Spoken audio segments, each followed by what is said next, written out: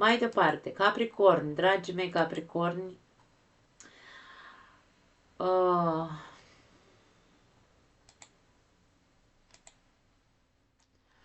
ascendent, soare ascendent sau gradul 24 în Fecioară, în casa nouă la voi, se activează axa comunicării și a învățării, la fel ca și uh, la raci. Acum, casa nouă ne vorbește despre filozofia noastră de viață. Luna plină cu eclipsă se întâmplă în casa ta nouă. Se pune în evidență o filozofie rigidă, probabil, pe care o ai, pentru că aici vorbim despre acest aspect negativ al fecioarei, da. Um,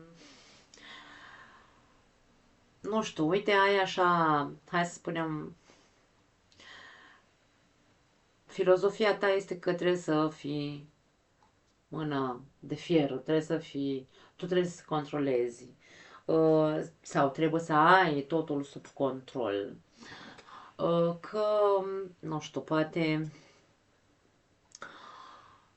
ești foarte exigent, ești foarte critic și cu tine și cu ceilalți, o ordine și disciplină în exces, da, ai mania asta, probabil, de a fi foarte ordonat. Dar eu un fix aici, filozofie de viață ce înseamnă? Eu mă ghidez după acest mod în care m-am ghidat dintotdeauna, probabil, da. Ești atent la cel mai mic detaliu, vezi orice imperfecțiune, dacă ceva nu este într-un fel anume, nu e ok. Deci aici se pune evidență, se pune în evidență toate acele manii în care tu funcționezi din punct de vedere al filozofiei. Pot fi credințe sau limitări, pot fi credințe religioase pentru alții dintre voi, foarte stricte, cu care ați crescut sau cu care v-ați obișnuit și funcționați în felul ăsta. Casa nouă, uh, hai să zicem așa, este casa, într-un fel sau altul,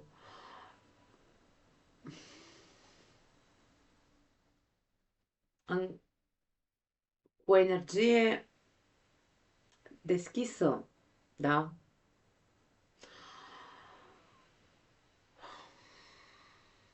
Cu o deschidere mentală, să spunem așa, către o cunoaștere mai înaltă.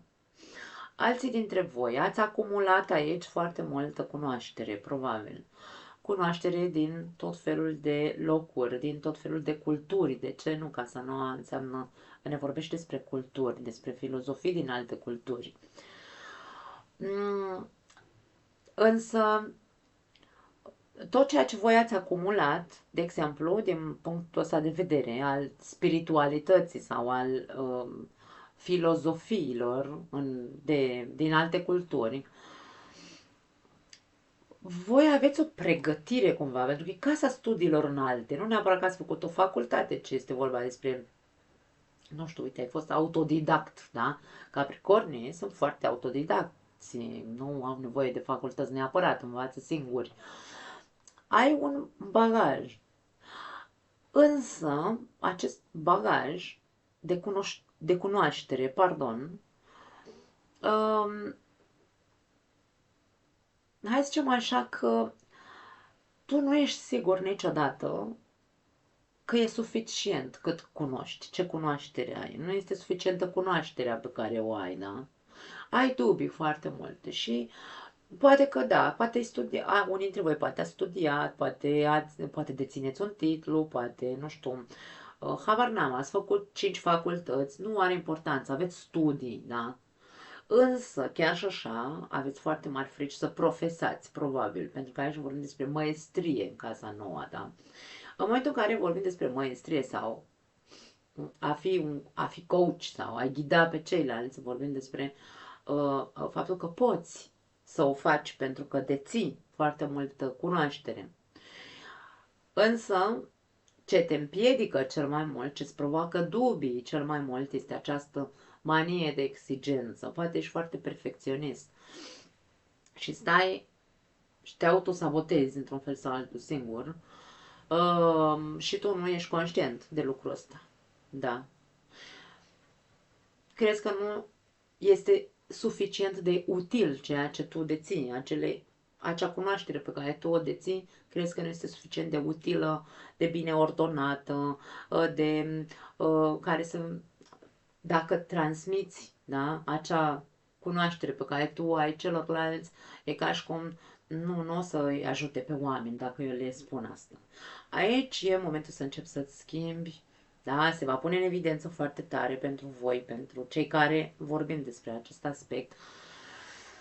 Pentru că eu mă recunosc aici, mă recunosc. Deci eu am aici hârtii, o grămadă scrise, material pentru această eclipsă. Am PowerPoint pe calculator și mă uit și pe harta natală, da, pe roata asta și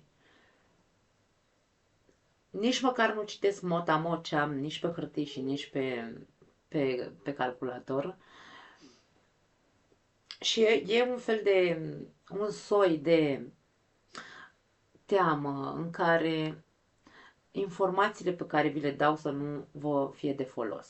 Da, am un soi de teamă, eu respect foarte mult ceea ce încerc să transmit, nu vreau să bag pe nimeni în ceață, nu vreau să fac nimic haotic și mă regăsesc aici în această situație. Însă, ce vreau să spun, te organizezi și reorganizezi, asta am făcut și eu, am scris și mi-am dat și pe o parte și pe alta și în fine nu contează. Și până la urmă tot se pare că nu e suficient. Da, dacă faci ca mine, nu mai faci. Da, ni se pune în evidență și eu am văzut, m-am chinuit, am o săptămână de când încerc să fac materialul ăsta și n-am reușit să îl înregistrez până acum. Despre asta este vorba, dragii mei, da? Acum, mai departe, ce vroiam să mai zic? Trebuie să renunțăm la aceste obiceiuri obsesive pe detalii. Cu cât mai multe detalii încercăm să dăm, cu atât probabil va fi mai haotic. Soarele din pești se află în casa ta a treia, împreună, bineînțeles, cu Saturn. Și aici ce se pune în evidență sau ce ne îndeamnă această combinație este să începem să începi să vorbești despre ceea ce ai de transmis, despre cunoașterea pe care tu o ai, da? Despre filozofia ta de viață, despre ceea ce tu deții ca cunoaștere, începe să te comporți ca un profesor. Învață pe ceilalți cu cuvinte simple, nu căuta cuvinte de-astea pompoase și așa mai departe. După cum vedeți, eu nu vorbesc în cuvinte pompoase, că nu îmi place, nu e genul meu. Însă, dacă tu ai studii, dacă ai un titlu, ai făcut nu știu câte facultăți și încă ți-e frică să profesezi, nu, trebuie să dispară într-un fel sau altul această frică de a te pune în evidență, de a începe să faci ceea ce știi să faci, pentru că știi să faci bine. Doar că frâna este acea perfecțiune. Nu mai ai nevoie de alte studii, stai liniștit ca să poți să profesezi. Bun, deci este vorba despre a-ți îndrepta atenția către a comunica informațiile cu responsabilitate, bineînțeles, îl avem aici pe Saturn. Și în următoarele 6 luni începe încet, încet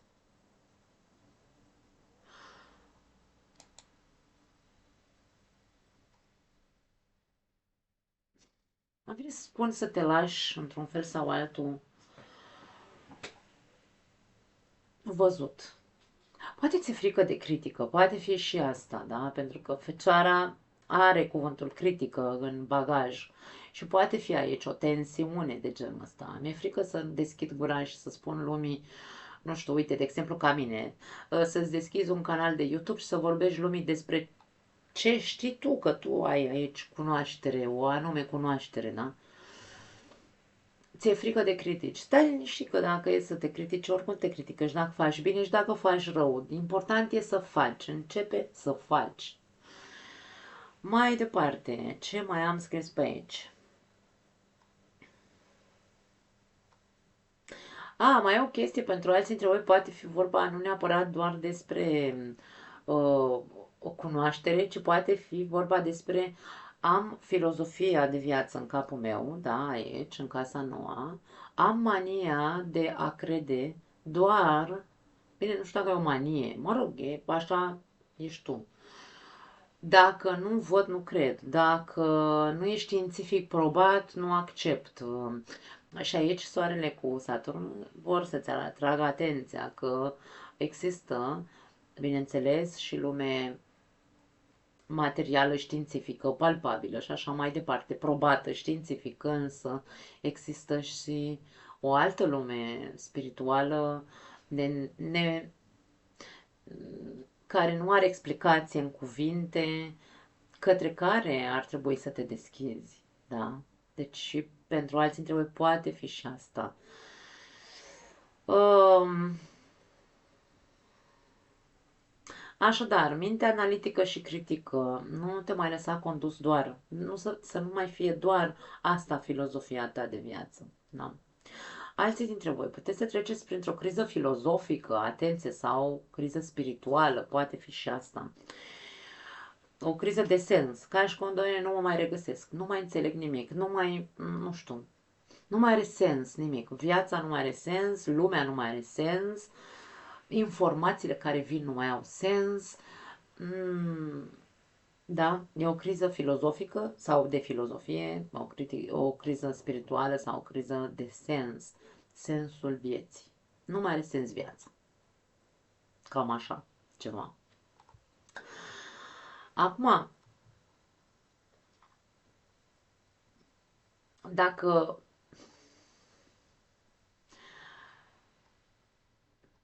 vorbim despre o criză, în primul și primul rând vreau să mai spun ceva despre casa nouă. Casa nouă are de văzut cu construcția unei filozofii, pentru că aici poate fi cei care aveți o criză de sens al vieții. Atenție să nu cumva să fie vorba aici despre faptul că voi nu v-ați construit propria filozofie de viață, pentru că în casa nouă ne construim filozofia noastră de viață, după care ne ghidăm în funcție de experiențele, evenimentele, trăirile pe care le-am avut pe parcursul vieții. Da? Acum, vedeți cumva, pentru că e posibil ca voi să fi preluat într-un fel sau altul filosofia altora. Nu e a voastră. De-aia sunteți într-o criză de sens. E ca și cum noi...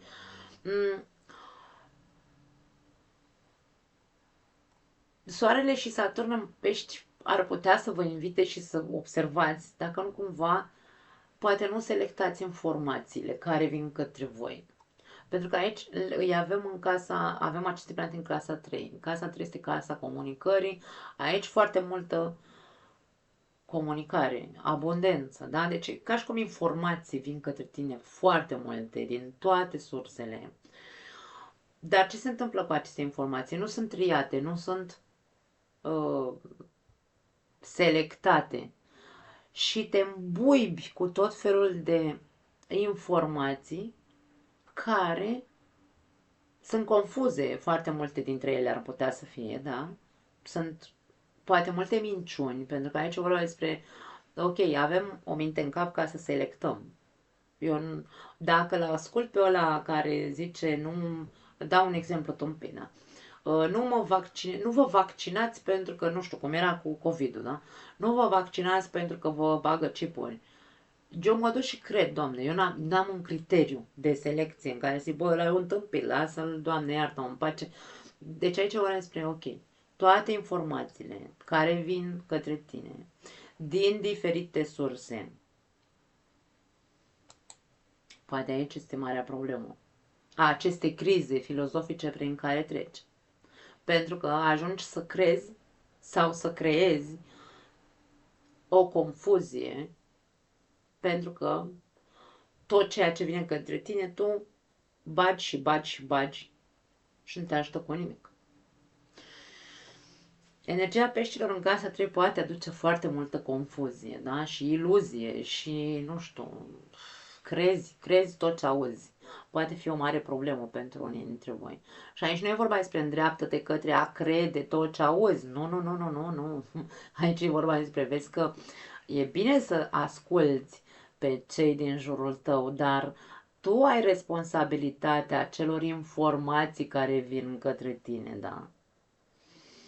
Așadar, aici e vorba de Saturn te obligă într-un fel sau altul să-ți asumi responsabilitatea în a selecta acele informații.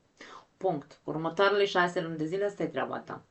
Ca să ieși din această criză spirituală sau această criză de sens.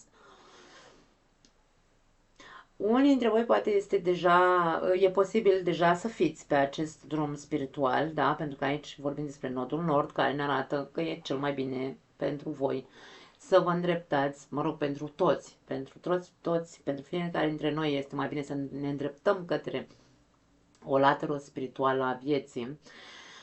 Și unii dintre voi poate sunteți deja pe un drum spiritual, dar atenție să nu fie folosit acest drum spiritual ca o evadare, da? Ca o evadare unde? În neant, într-o lume imaginară, în care eu mă duc și mă încui cumva așa, nu știu, mă încui în lumea mea imaginară, trăiesc o viață paralelă imaginară, într-un fel sau altul aici. Da. Pentru că aici vorbim despre faptul că ori unii dintre voi aveți probleme de sănătate, ori această viață paralelă imaginară pe care o trăiți vă produce această criză de spirituală, da? Atenție!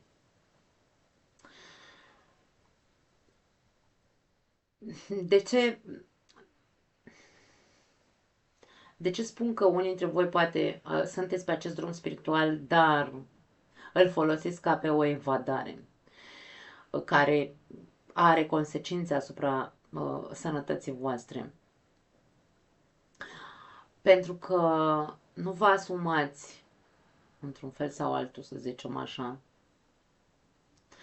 o spiritualitate sănătoasă și practică. Este un drum spiritual ireal și tu nu... Ori că nu e vorba că nu crezi ce spun eu, e vorba că nu, ca și cum nu încape, domne, nu e adevărat, nu, eu nu fac așa ceva. Eu practic o spiritualitate sănătoasă. Ok, dacă practici o spiritualitate sănătoasă, n-ai cum să fii într-un haos. Viața ta n-are cum să fie haos. Tu n-ai cum să fii bolnav, de exemplu. Da? Deci aici trebuie văzut, pentru că se pune în evidență, da? Dacă viața ta e perfectă și ești extraordinar de bine cu acest drum spiritual, în casa ta nouă nu se întâmplă nimic. În casa ta nouă nu ai nevoie să eliberezi nimic. Însă, aici ne arată altceva. Spiritualitatea practică și conștientă, responsabilă, te va ajuta să construiești o nouă structură personală bazată pe ceea ce tu ai experimentat în viața ta. Nu pe ceea ce alții propovăduiesc, pentru că aici tu poți să te ghidezi după un guru de ăsta spiritual sau un, nu știu, cineva pe care îl urmărești și care, da, poate fi o persoană spirituală, da, poate fi o persoană care transmite informații spirituale, dar aici e vorba despre cât dintre acele informații le selectezi sau le iei ca atare. Pentru că dacă persoana aia îți spune trebuie să renunți la ego, trebuie să fii empatic, trebuie să fii sensibil, trebuie să fii, nu știu, te îndreaptă doar către bine, da? Partea pozitivă a peștilor. Trebuie să stai în liniște și pace, să-ți găsești, nu știu, pacea interioară și așa mai departe. Însă tu în viața de zi cu zi, în rutina ta, te întâlnești cu tot felul de dobitoci care, îmi cer scuze, da? Care îți arată contrariu a ceea ce îți propovăduiește acel ghid spiritual al tău. Despre asta e vorba. Atenție mare! E pericol aici pentru cei care nu conștientizați. Da? Bun, hai să vedem ce mai avem aici. Ajutor din partea lui Uranus, care se află în casa ta a cincea, care poate să, hai să zicem așa, dacă tu acționezi făcând lucruri. Casa 5 este casa creativității, da? Să nu uităm. Creativității palpabile, ca și când noi mă pun și fac. Fac concret aici cu taurul în casa 5. Fac schimbări concrete. Promit, mă compromit într-un fel sau altul să îmi rezolv această criză de identitate sau să-mi schimb filozofia mea de viață, experimentând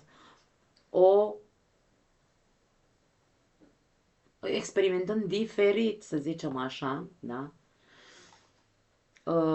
Și, și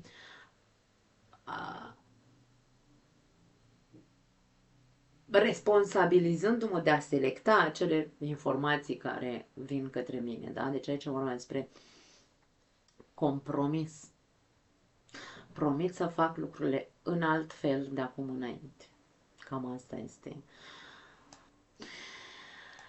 Așadar, dragii mei, cam astea sunt interpretările. Singurul lucru pe care mai am aici este, v-am anunțat de la început că am un set de întrebări. Luați foicică și pix și scrieți-le, pentru că trebuie să răspundeți. Știți răspunsurile deja.